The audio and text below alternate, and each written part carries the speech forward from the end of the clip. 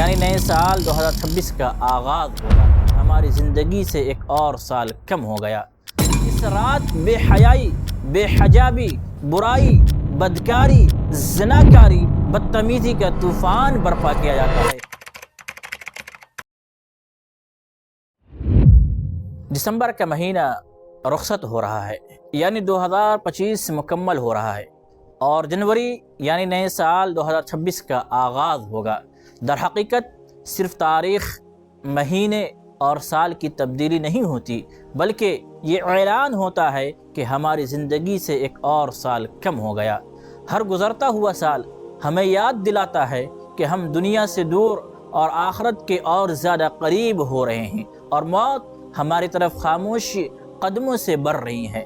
مگر افسوس صد افسوس، اس موقع پر محاسبہ کرنے کے بجائے ہم رسم و رواج میں ڈوب کر اپنی آخرت کو برباد کر رہے ہیں۔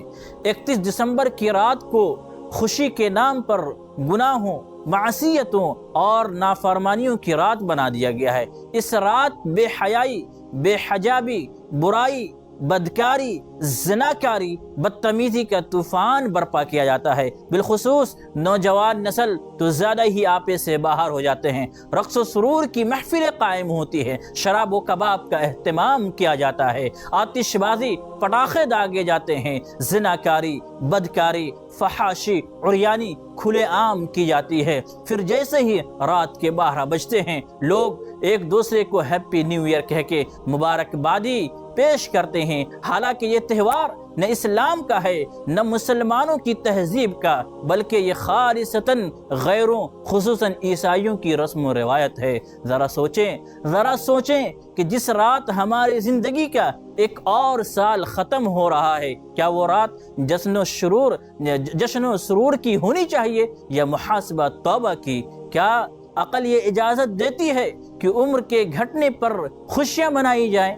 بحیثیت مسلمان ہمیں یاد رکھنا چاہیے کہ نبی کریم صلی اللہ علیہ وسلم کا واضح دو ٹوک فرمان ہے، من تشبہ بقوم فہو منہم، کہ جس نے جس قوم کی مشابہت اختیار کی وہ انہی میں سے ہے۔ یہ حدیث ہمیں خبردار کرتی ہے کہ مسلمان کی اپنی شناخت ہے، اس کی خوشی، اس کا غم، اس کا تہوار، اس کا طرز زندگی سب اللہ اور اس کے رسول صلی اللہ علیہ وسلم کی ہدایت کے تابع ہیں۔ لہذا ہم سب کی ذمہ داری ہے کہ ایسے باطل، بے حیائی پر مبنی اور گناہوں سے آلودہ رسموں کا مکمل بائیکاٹ کریں، اور ہمیں چاہیے کہ سال کے اختتام پر خود سے سوال کریں کہ ہم نے اس سال اللہ کے لیے کیا کیا ہے، کتنی نمازیں درست ہوئی ہیں، کتنی توبہ کی، کتنا قرآن پڑھا اور کتنے حقوق العباد ادا کیے۔